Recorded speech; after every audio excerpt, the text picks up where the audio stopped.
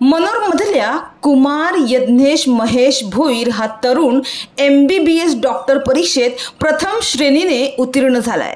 त्यामुळे त्याच्या या उत्कृष्ट कामगिरीबद्दल सर्व स्तरातून त्याच्यावर अभिनंदनाचा वर्षाव होत आहे।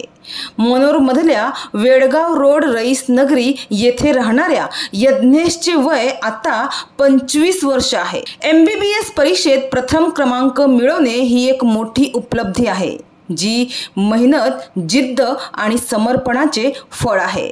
हे वैद्यकीय क्षेत्रातील यशस्वी करिअरची सुरुवात दर्शवते। तर अवघ्या 25 वर्षीय यज्ञेशने MBBS डॉक्टर परीक्षेत प्रथम श्रेणी उत्तीर्ण करून यश संपादन केलं आहे। तर कोण आहे यज्ञेश भोईर, त्याबद्दल त्याचे थोडक्यात परिचय जाणून घेऊया।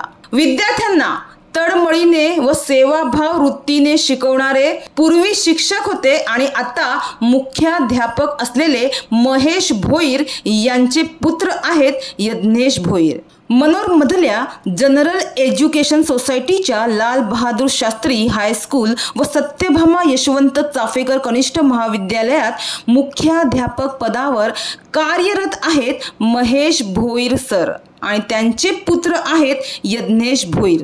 तर यज्ञेशच्या शिक्षणाबाबत सांगायचं झालं तर त्याने इयत्ता 5वी पर्यंतचे शिक्षण लाल बहादूर शास्त्री हायस्कूल मनोरमध्ये घेतले। त्यानंतर इयत्ता 6वी ते 12वीचे शिक्षण त्याने पालघर मधल्या नवोदय विद्यालयात घेतले आणि त्याचे MBBS चे शिक्षण मध्य महाराष्ट्रातील अकोला येथील गव्हर्नमेंट मेडिकल कॉलेजमध्ये झाले। तर MBBS परीक्षेत मिळवलेल्या या घवघवीत यशामुळे यज्ञेशच्या कुटुंबियांकडून व त्याच्या शिक्षकांकडून त्याचे विशेष कौतुक करण्यात येत आहे आणि त्याच्या मित्र परिवारातून त्याच्यावर अभिनंदनाचा वर्षाव होत आहे। तर एकीकडे यज्ञेशच्या यशाबद्दल त्याच्या कुटुंबियांना जितका आनंद झाला आहे तेवढाच किंवा त्यापेक्षा जास्त आनंद यज्ञेशच्या शाळेतील शिक्षकांना झालाय, कारण विद्यार्थ्यांच्या जीवनात आणि त्यांचे भविष्य घडवण्यात शिक्षकांची भूमिका ही फार महत्त्वाची असते। गुरु आणि शिष्याचे नाते हे वेगळेच असते। मात्र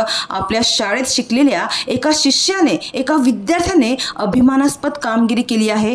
त्यामुळे या यशाबाबत लाल बहादूर शास्त्री हायस्कूलच्या शिक्षकांनी आणि पालघर येथील नवोदय विद्यालयाच्या शिक्षकांनी यज्ञेशचे भरभरून कौतुक केले आणि आपल्या भावना व्यक्त करताना या शाळांमधील शिक्षकांनी सांगितले की मनोर सारख्या छोट्या गावात राहूनही यज्ञेशने हे यश मिळवले, हे खूपच कौतुकास्पद आहे।